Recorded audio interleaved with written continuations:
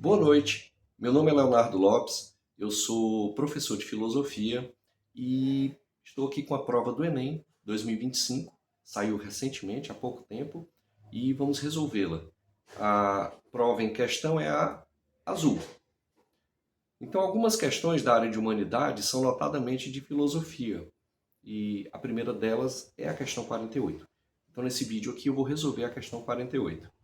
Então, a questão 48, acompanha aí, diz o seguinte: a credulidade dos ouvintes aumenta o descaramento do narrador, e o descaramento deste conquista-lhes a credulidade.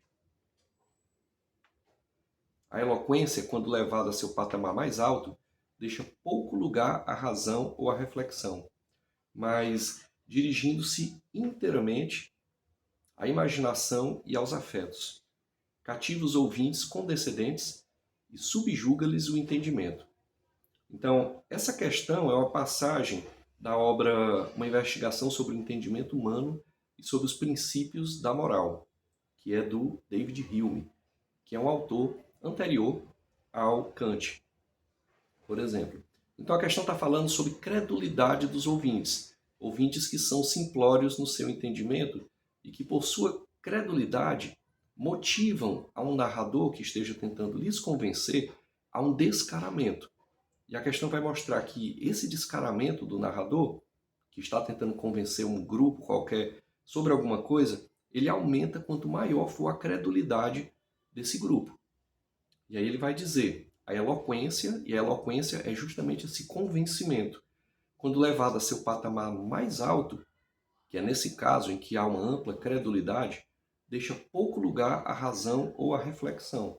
Ou seja, o que ele está querendo dizer é que diante dessas pessoas crédulas, o narrador vai agir não na razão ou na reflexão delas, mas, e é onde a questão diz, dirigindo-se inteiramente, e aí note a palavra inteiramente, ao invés da razão e da reflexão, vai se dirigir à imaginação e aos afetos, quer dizer, às imagens, às fantasias desta massa de pessoas crédulas que vão ser convencidas a partir dos seus sentimentos e não a partir da razão.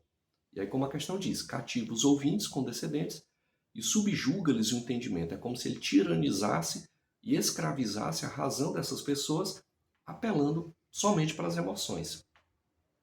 Então, no contexto do século XVIII, o autor, que é o David Hume, propõe uma reflexão radical acerca da arte da eloquência, restringindo-a, ou seja, limitando-a, definindo-a ao. Então vamos às letras. A primeira letra diz que é um sistema de crenças, conforme a proposta kantiana de objetividade do conhecimento. Perceba-se aqui que não há um sistema de crenças absoluto. Quando a questão diz que essas pessoas são crédulas, ela não está querendo dizer que ela já tem um conjunto de crenças formadas, porque esse conjunto de crenças ela já indica uma certa participação da razão e da reflexão. Ao contrário, essas pessoas são persuadidas somente pela imaginação, pelos sentimentos. Então não há um sistema de crenças, apesar da palavra crédulas ou credulidade. Então não é a letra A. Letra B. Campo dos absolutos semelhante ao entendimento medieval dos universais.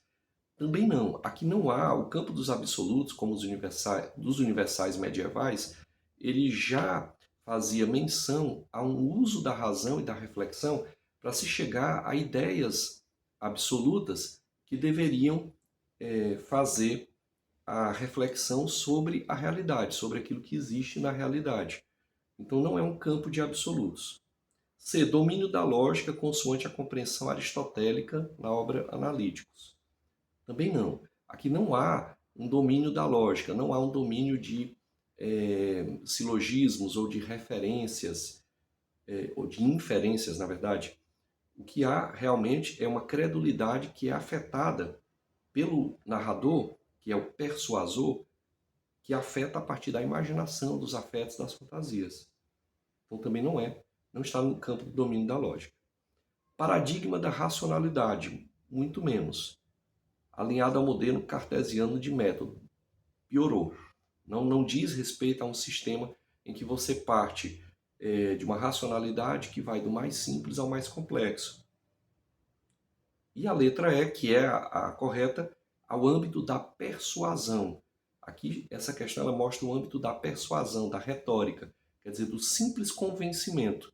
E é um convencimento que se dá não porque aquele que apela para convencer utiliza a razão, mas ele apela para os seus ouvintes somente no campo da imagem, da imaginação ou dos afetos. Então, é o âmbito da persuasão análogo à crítica platônica aos sofistas. Lembremos que os sofistas eles agiam desta forma segundo Platão. Eles apelavam não para aquilo que era verdadeiro, mas para aquilo que era do interesse daquele que tentava convencer, que é a arte retórica ou a arte da eloquência. Então, a resposta correta é a letra E, o âmbito da persuasão.